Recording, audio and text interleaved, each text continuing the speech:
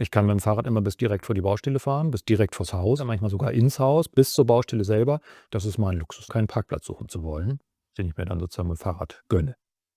Ich bin Nils Hüpper, selbstständiger Handwerker seit 2010. Ich habe eigentlich mal studiert, habe aber nebenher immer gearbeitet und Handwerk deswegen habe ich mich selbstständig gemacht. Wir transportieren eigentlich hauptsächlich das Werkzeug, aber eben auch Material, Spachtelmassen, Farben, Tapeten, Bodenbelege, was man an kleinen Mengen hier braucht, Fliesen, Fliesenkleber, manchmal auch Acryl nur oder Silikon, so was in der Art. Größere Mengen lassen wir meistens vom Großhandel direkt zur Baustelle kommen. Trockenbaumaterial oder größere Gewichte wie zum Beispiel Fliesen. Tatsächlich können wir 70-80% unserer Fahrten, die wir machen, vielleicht sogar regelmäßig 90, mit dem Fahrrad abdecken.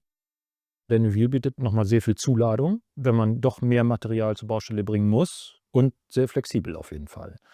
Man kann mit dem Anhänger direkt in die Werkstatt quasi reinfahren oder ins Lager und kann dann einladen und eigentlich direkt an der Baustelle jetzt wieder ausladen. All das spart natürlich nachher wieder Zeit. Ja, man ist mit dem Fahrrad sehr viel günstiger unterwegs. Man ist flexibler. Man ist vor allem definiert unterwegs. Man weiß jeden Tag, wie lange man braucht zur Arbeit. Das werde ich mit dem Auto niemals schaffen. Mit dem Auto kann es mal schneller gehen, aber es kann auch deutlich länger dauern, wenn irgendwo ein Stau ist. Gerade im Kurzstreckenbereich ist man mit dem Fahrrad natürlich deutlich besser unterwegs. Aber auch im Mittelstreckenbereich kann es durchaus sein, dass man mit dem Fahrrad schneller vor Ort ist. Wir benutzen Lastenfahrräder vom Typ Long John und ein Vorderlader.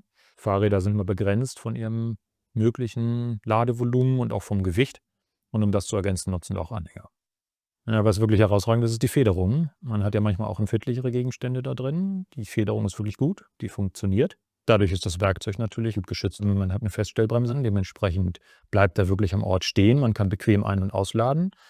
Man kann es abschließen, sehr komfortabel. Dementsprechend ist er natürlich gegen Diebstahl wirklich gut geschützt. Ich würde sogar sagen, besser als im Auto. Die Ladekapazität auf jeden Fall. Also er ist ja nun wirklich relativ groß und geräumig. Er kann sehr viel Gewicht aufnehmen.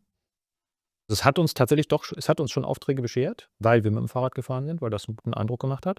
Man ist einfach sofort im lockeren Gespräch mit den Kunden, weil die meisten Handwerker kommen nun mal mit dem Auto. Mit dem Fahrrad und mit dem Anhänger ist das eben doch was Besonderes.